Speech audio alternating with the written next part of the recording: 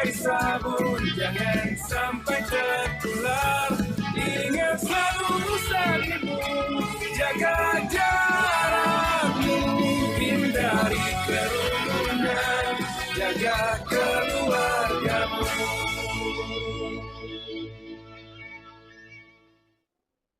Halo pemirsa, selamat sore. Bagaimana kabar Anda hari ini? Semoga tetap sehat dan tetap semangat dalam beraktivitas. Senang sekali saya Priscilla Siregar bisa menemani Anda dalam perbincangan update Rumah Sakit Darurat COVID-19.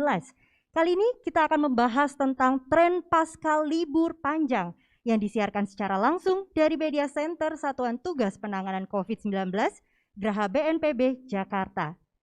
Kabar baik datang dari Rumah Sakit Darurat COVID-19 Wisma Atlet Kemayoran Jakarta.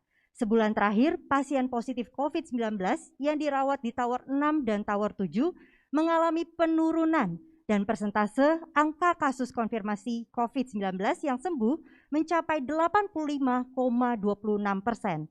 Namun, berdasarkan data Kementerian Kesehatan pertanggal 1 November 2020 menunjukkan adanya penambahan kasus terkonfirmasi positif sebanyak 2.696 kasus.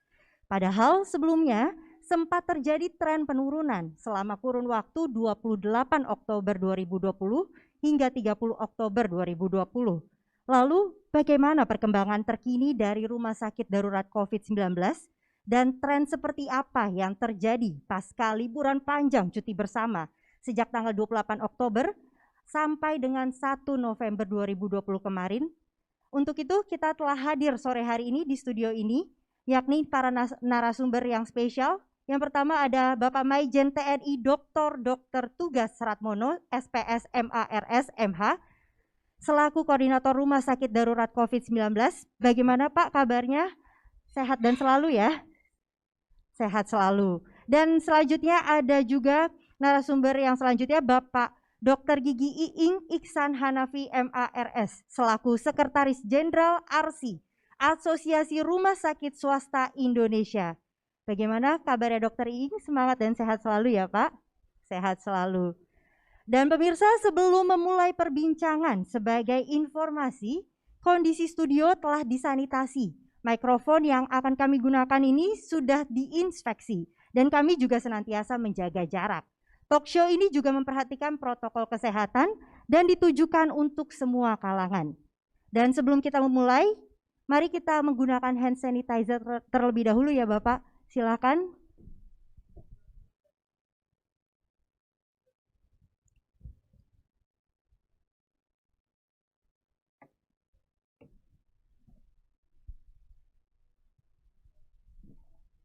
Ya.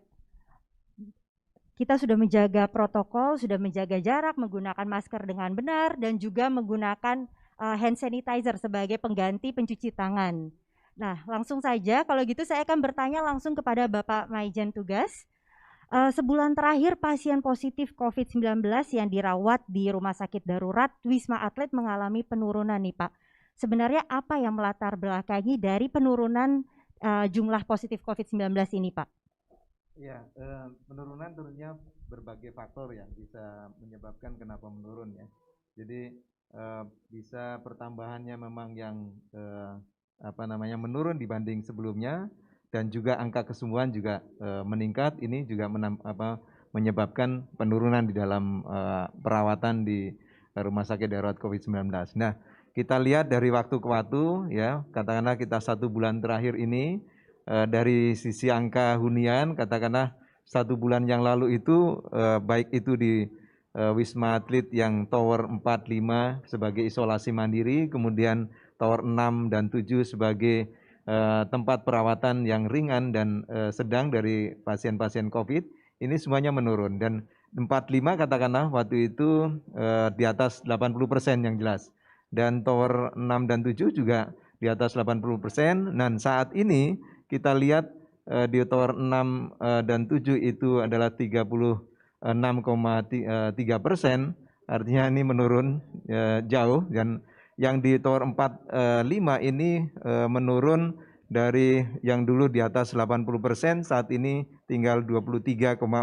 Ini penurunannya tentunya jauh. Nah, dari yang kita lihat data yang di rumah sakit darurat COVID-19 ini, kenapa menurun? Karena memang yang masuk dibanding yang keluar ini lebih sedikit yang masuk, ya. Yang keluar lebih banyak. Artinya persentase keluar ini kita masukkan dalam persentase angka kesembuhan, maka persentasenya juga angka kesembuhan meningkat. Inilah yang melihat bahwa kenapa jumlahnya menurun, karena yang masuk lebih sedikit dibanding yang keluar, dan semakin hari angka kesembuhannya semakin meningkat. Saya kira itu yang menyebabkan kenapa di rumah sakit darurat COVID-19 ini huniannya jadi menurun.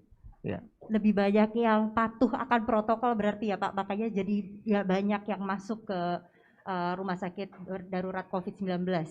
Ya, kalau kita lihat ya dengan diberlakukannya tentunya PSBB di DKI khususnya, dan kita lihat juga angka penurunan juga terjadi di berbagai wilayah ya, terutama di daerah wilayah yang dengan zona merah katakanlah yang sudah ditentukan oleh pemerintah, ini juga terlihat ada penurunan. Nah, di sisi lain kita melihat juga ini tentunya ada suatu kesadaran dari masyarakat dengan disiplin protokol kesehatan yang mestinya akan lebih meningkat, dan ini akan betul-betul diharapkan ini akan menurunkan suatu penularan gitu ya, rantai penularan, sehingga kasusnya juga kita lihat ada penurunan, dan semoga ini akan terus diberlakukan, dan kesadaran masyarakat untuk melakukan disiplin protokol kesehatan betul-betul ini dilakukan dengan baik, dan kita lihat bersama di seluruh wilayah tentunya akan menurun, dan khususnya memang di Rumah Sakit Darurat COVID-19 Wisma Atlet ini kita lihat penurunan dari bulan yang kemarin dan sampai bulan November ini, awal November kita lihat betul-betul ada penurunan yang bermakna di Rumah Sakit Darurat COVID-19 Wisma Atlet. Ya. Lalu Pak, bagaimana dengan kondisi dari tenaga medis dan juga relawan yang ada di Rumah Sakit Darurat COVID-19, Pak? Kondisi tenaga medis sampai saat ini mereka dalam kondisi yang baik ya, dalam kondisi yang semuanya sehat, dan kita juga dengan proses penurunan ini tentunya ada beberapa yang kita pertimbangkan untuk relaksasi lah katakanlah, karena ngelihat proporsinya tentunya dengan saat jumlah yang saat itu sangat tinggi, artinya di 1 bulan yang lalu katakanlah September akhir itu tinggi, ini tentunya sudah banyak yang katakanlah proporsinya jadi sudah lebih santai katakanlah, dan ini kita pertimbangkan untuk bagaimana mereka yang sudah lama kita relaksasi dan seterusnya, tapi dengan mempertimbangkan kalau ini pasca liburan ini ada peningkatan, kita tetap jaga untuk antisipasi tenaga medis. Nah, tenaga medis ini kita selalu bagaimana perlindungan terhadap tenaga medis, kemudian membuat mereka beban dan selalu bugar dan fresh dalam bekerja. Ini yang kita selalu kita upayakan supaya mereka betul-betul dalam kondisi yang fit untuk bekerja. Ya, jangan sampai mereka yang merawat justru nanti malah mereka yang kena ya Pak, makanya selalu dijaga. Lalu Pak, kemarin baru aja ada tren libur panjang ya, dari tanggal 28 sampai dengan tanggal 1 November. Tren apa sih Pak yang terjadi setelah liburan panjang ini Pak? Kalau kita lihat saat ini ya di Rumah Sakit Wisma Atlet ini, kita belum melihat ada suatu perubahan dampak dari tren libur panjang ini. Yang kita harapkan mudah-mudahan ini tidak terlalu memberikan dampak pada hunian rumah sakit ya. Kita terlihat dari hari kemarin dan saat ini juga terlihat penurunan. Nah, tren yang mungkin bisa terjadi kan dan sudah diantisipasi, saya kira bagaimana ini akan membuat suatu kemungkinan kasus itu akan meningkat ya.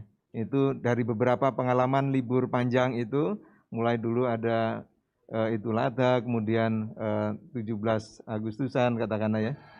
Itu beberapa libur panjang itu diikuti dengan ada suatu relatif peningkatan ya.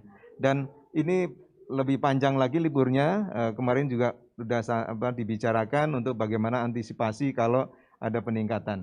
Tapi kalau kita lihat di katakanlah ketersediaan hunian di Rumah Sakit Darurat COVID-19, kemudian tenaga kesehatan yang masih cukup untuk mengatasi atau melayani kalau ada suatu lonjakan di rumah sakit darurat COVID-19 kita sudah siap untuk antisipasi kalau ada suatu kemungkinan tren akan meningkat, dan kita tetap harus selalu waspada dan mudah-mudahan di sana tidak ada permasalahan di dalam menghadapi pasca libur panjang ini. Harapannya memang tidak ada mengalami lonjakan ya Pak setelah libur panjang ini ya.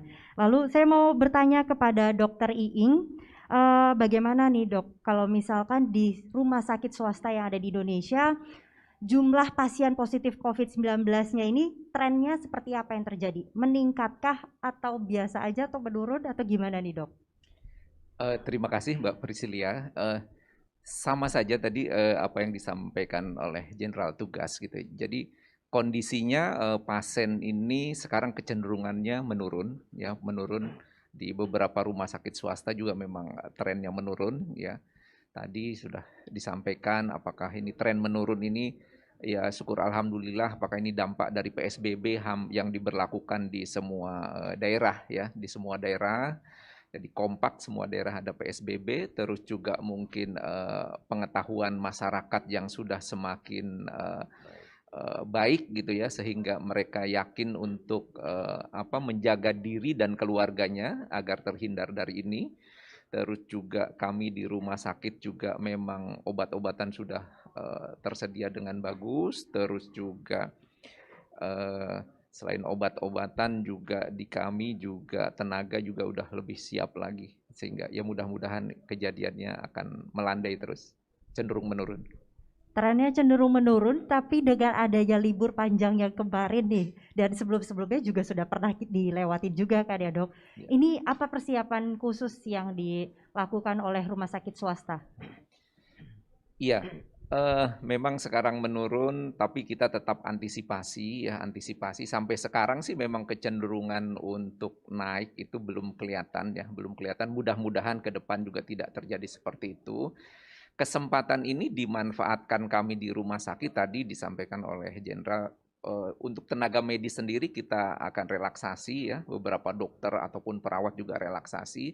Dan dari aspek manajemen kami juga tentunya mempersiapkan ruangan penunjang ini, dipersiapkan lagi supaya nanti kalau misalnya terjadi angka lonjakan kami juga sudah siap gitu. Jadi tempat tidur, fasilitas dan lain-lainnya memang kesempatan sekarang itu kesempatan untuk kita perbaiki dan kita perbagus lagi. Oke, jadi udah siap juga karena sudah belajar dari masa lalu juga ya Dok. Iya, jadi, betul. Oke, kembali lagi ke Pak Maijen. Kalau misalkan dari rekapitulasi jumlah pasien positif COVID-19 saat ini tuh ada berapa Pak Maijen? Kalau kita di sana ada dua tipe layanan ya. Yang satu di Tower 67 adalah melayani atau merawat pasien terkonfirmasi COVID yang gejala ringan dan sedang ya. Kalau di sana yang ringan dan sedang masih banyak yang ringan ya. Kemudian proporsi dari huniannya itu di sana tadi kami sebutkan 36,3% ya.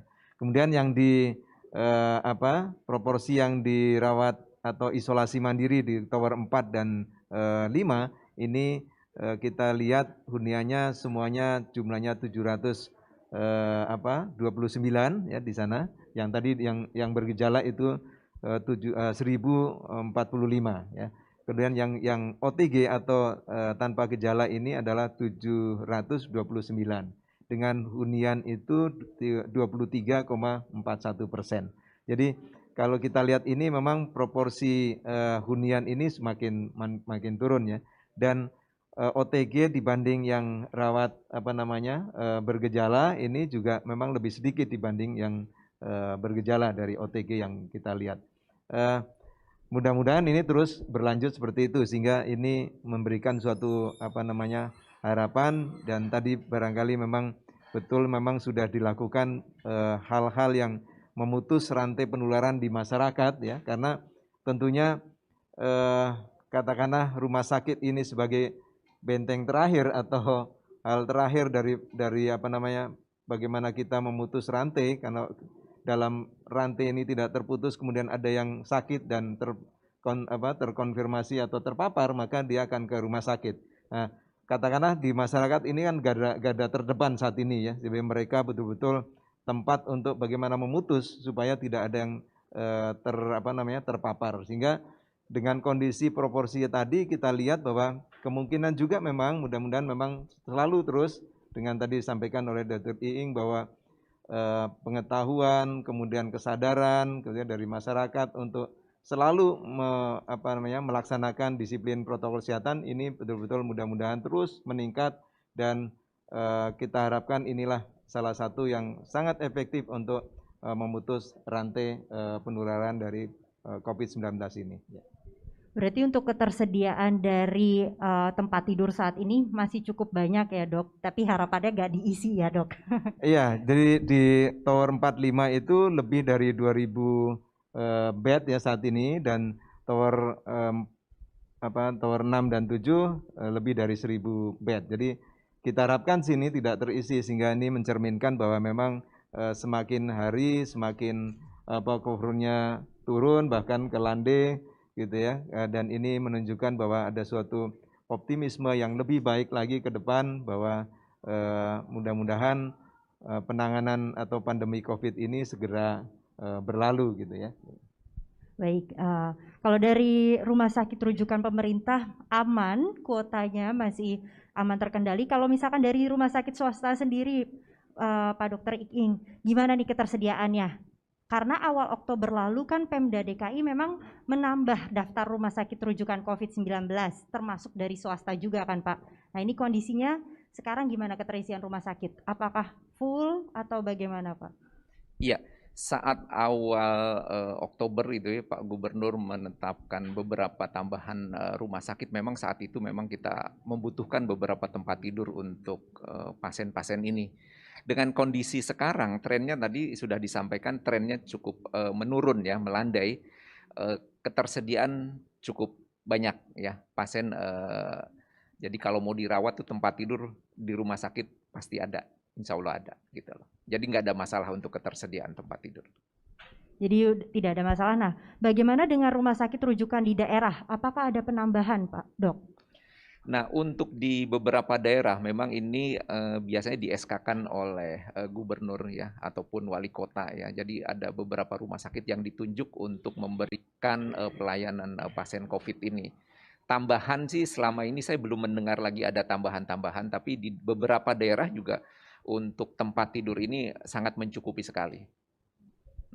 Yang saya baca juga seperti screening di beberapa lokasi wisata ya, di Borobudur ataupun di Puncak maupun di Bali menunjukkan puluhan orang reaktif COVID-19, seperti di Puncak 69 orang, lalu di Borobudur ada 4 orang tapi setelah swab test jadi 2 orang. Nah, seperti apa sih tren di daerah sebenarnya, Dok? Ya, tren di daerah dengan diperiksa tadi banyak yang reaktif ya. Nah ini memang perlu perhatian dan kewaspadaan dari masyarakat sendiri gitu ya. Jadi untuk tindak lanjut kalau memang mereka reaktif, tentunya bisa ditindaklanjut dilakukan pemeriksaan swab gitu, baik ke puskesmas ataupun ke rumah sakit atau ke tempat-tempat tertentu ya untuk ditindaklanjut dan berkonsultasi dengan dokter ya ke fasilitas kesehatan. Nah ini dengan kesadaran seperti itu, tentunya dia tidak menyembuhkan dia sendiri, tapi juga menjaga kesehatan keluarga ataupun masyarakat. Semakin cepat ketahuan terpaparnya dan semakin cepat untuk isolasi ataupun dirawat, tentunya dia menyelamatkan banyak orang. Jadi kita berharap masyarakat yang memang tadi ada kecenderungan reaktif segera tindak lanjut untuk berobat dan melakukan pemeriksaan. Ya. Kalau untuk beralih nih ke Pak Maijen, tadi kan sudah dikasih tahu juga rekapitulasinya ya di rumah sakit darurat COVID-19. Tapi kalau secara keseluruhan untuk rawat inap dan flat isolasi mandiri yang secara keseluruhan itu gimana Pak Maijen kondisi dari ketersediaan kamarnya? Kita sampai saat ini cukup ya, artinya bahkan hunian saat ini kan kalau kita lihat di Tower 45 hanya 23% ya. Artinya 70 berapa 76, sekian persen itu masih tersedia untuk bednya.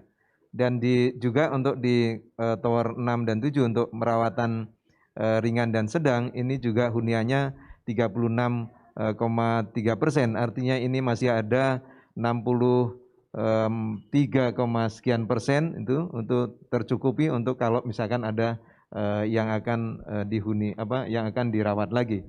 Jadi saya kira saat ini kita tidak merasa khawatir seperti saat bulan September lalu bahwa hunian ini saat ini untuk ketersediaan kamarnya itu cukup ya. Aman terkendali ya di seluruhnya ya Pak Maijan. Nah, kembali lagi ke Dokter Iing, apa saja sih Dok tantangan yang masih terus mengemuka dan bagaimana mengatasinya? Tantangan kami di rumah sakit selama ini terkadang dokter tuh sudah melakukan pemeriksaan terhadap pasien itu ternyata dia perlu untuk dirawat gitu. Ini kadang-kadang masih membutuhkan effort yang cukup besar dari petugas kami untuk mengedukasi pasien. Kadang-kadang pasiennya mau dirawat, keluarganya tidak mau ya karena alasan diisolasi. Jadi kita berharap masyarakat juga jangan menganggap bahwa kalau kena COVID ini suatu hal yang nista gitu jadi harus sadar. Jadi kalau memang sudah terkena ya harus dirawat supaya dia terjaga, orang rumah juga terjaga dan masyarakat juga terjaga. Berikutnya lagi tantangannya adalah kalau misalnya ada pasien yang meninggal, ya kami juga kadang-kadang sulit mengedukasi masyarakat, apalagi hasil swabnya itu belum kelihatan gitu ya di situ gitu ya. Nah ini juga membutuhkan kerjasama semua selain rumah sakit, masyarakat, pemerintah semua, bagaimana bisa mengedukasi warga masyarakat supaya ini bisa berjalan dengan baik. Tapi Dok, kalau misalkan melihat dari psikologis baik dari pasien maupun tenaga medis kesehatannya, itu seperti apa sih Dok? Karena kan mereka walaupun di rumah sakit tetap harus menggunakan masker kan ya, tetap harus menjaga protokol, nggak boleh dekat-dekatan dengan pasien yang lain juga. Nah ini ada kondisi psikologis tertentu nggak sih Dok?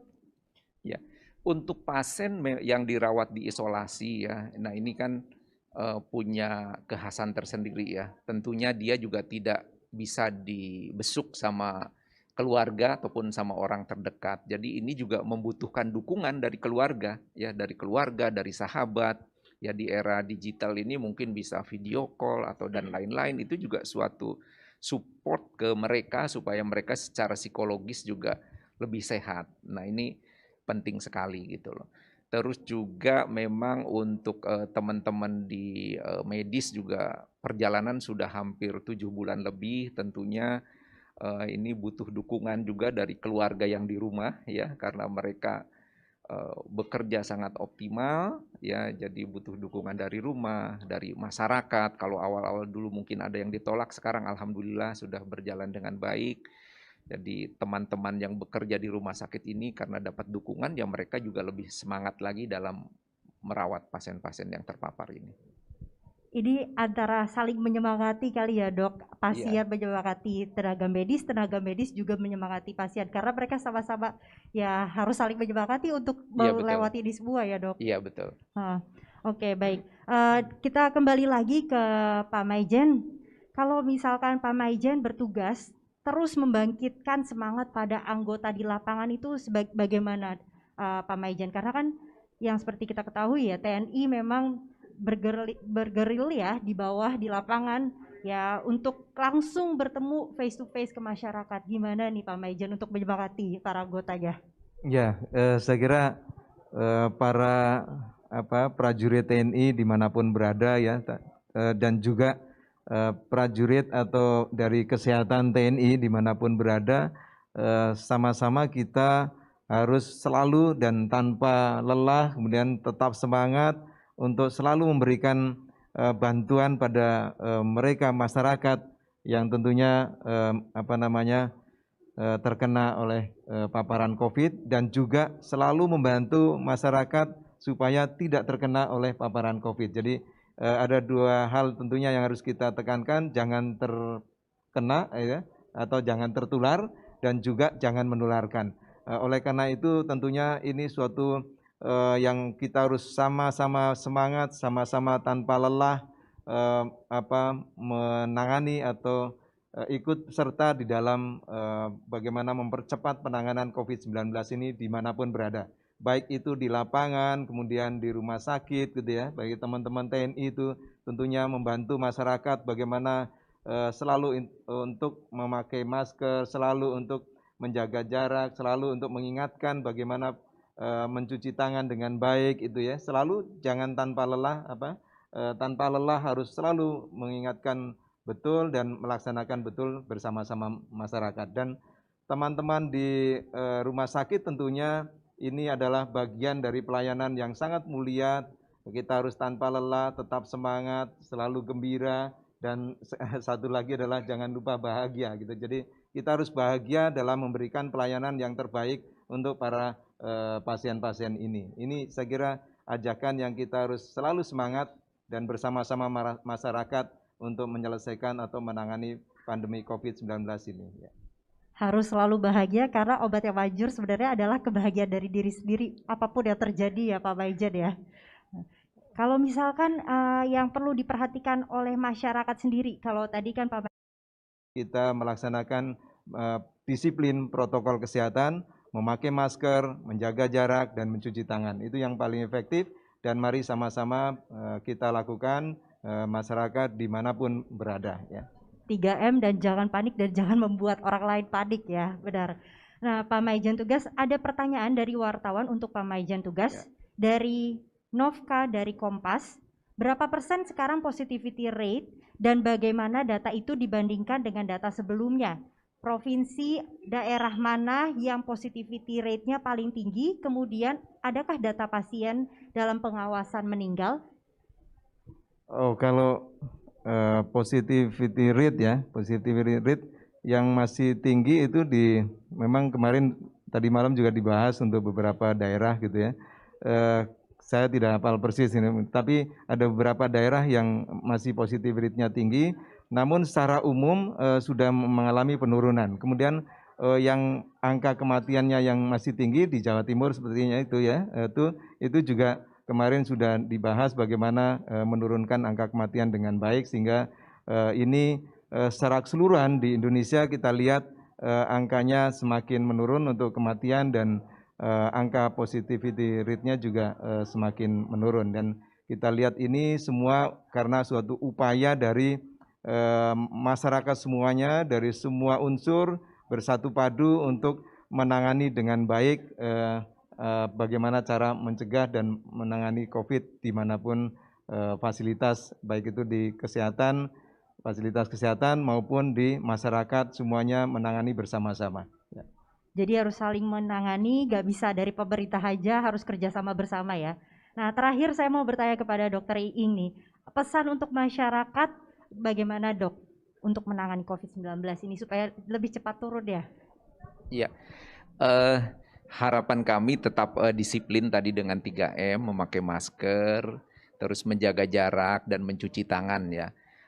Tadi ditambahkan juga dengan olahraga dan tentunya terus bergembira ya.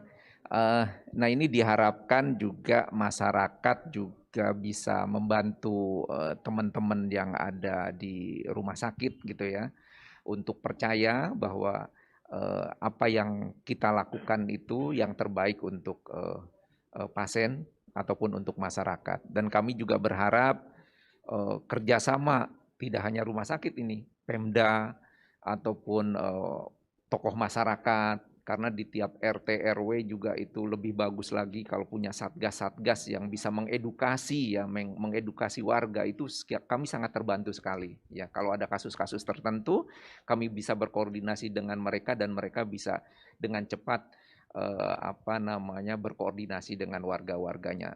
Jadi ini tidak hanya tugas rumah sakit, tidak hanya tugas pemerintah, tapi tugas kita semua sebagai warga negara Indonesia untuk bisa melewati masa-masa pandemi ini nanti dengan baik. Terima kasih. Walaupun sudah menurun angka pasien positif COVID-19, tapi harapannya juga walaupun tadinya ada libur panjang, semoga harapannya tidak ada lagi penambahan dari pasien positif COVID-19.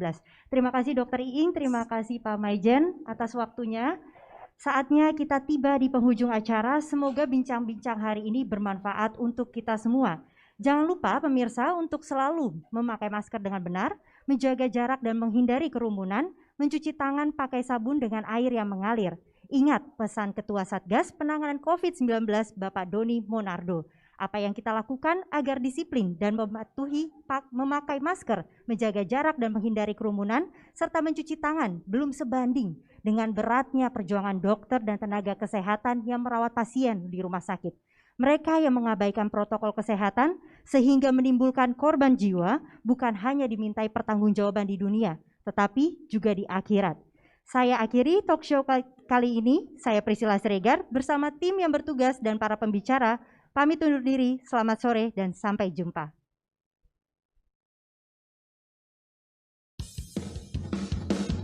Ingat pesan ibu, pakai maskermu, cuci tangan pakai sabun, jangan sampai tertular. Ingat selalu pesan ibu, jaga jarakmu, hindari kerumunan, jaga keluargamu.